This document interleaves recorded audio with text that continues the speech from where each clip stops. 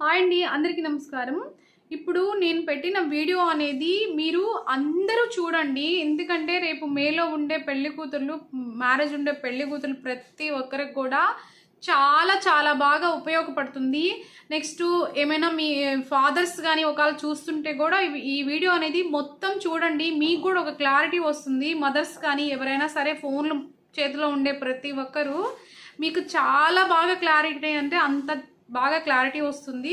Next అసలు ప్రాపర్గా జడ ఎలా ఉండాలి, బాగుండే జడ ఎలా ఉండాలి, నేను చెప్పినట్టు లేదు అది బాలేని జడ ఎలా ఉంటుందో అవన్నీ కూడా ఇప్పుడు నేను దీనిలో వచ్చేసి మీకు పిక్స్ పెడతాను. ఓకేనా? అస్సలు చాలా కేర్ తీసుకోండి జడల విషయంలో. చాలా చాలా కేర్ తీసుకోండి. పాపం అమ్మాయిలు చాలా బాగా ఎక్స్పెక్ట్ చేస్తారు మంచిగా రావాలని. బ్యూటిషియన్స్ కూడా చాలా బాగా వేయాలనుకుంటారు.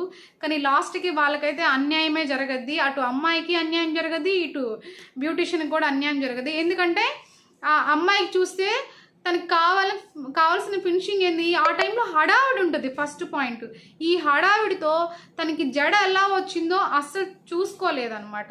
అందుకని దయచేసి ప్రతి ఒక్కరూ నేను పెట్టిన వీడియో అయితే చూడండి, సబ్స్క్రైబ్ చేసుకోండి, నెక్స్ట్ డౌన్లోడ్ కూడా చేసుకోండి.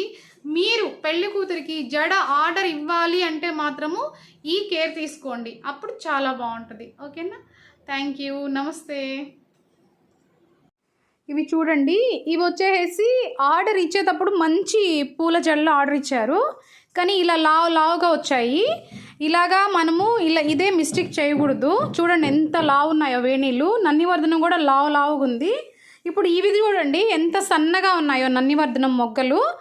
చాలా చాలా బాగున్నాయి చూడండి. అసలు ఫినిషింగ్ చూడండి, జడ ఎంత బాగుందో. మీరు ఇలా ఆర్డర్ చేసుకోండి. ఇప్పుడు పెట్టాను కదా చూడండి, పాపకి ఈ వేణీళ్ళు నేనే ఆర్డర్ ఇచ్చాను. అసలు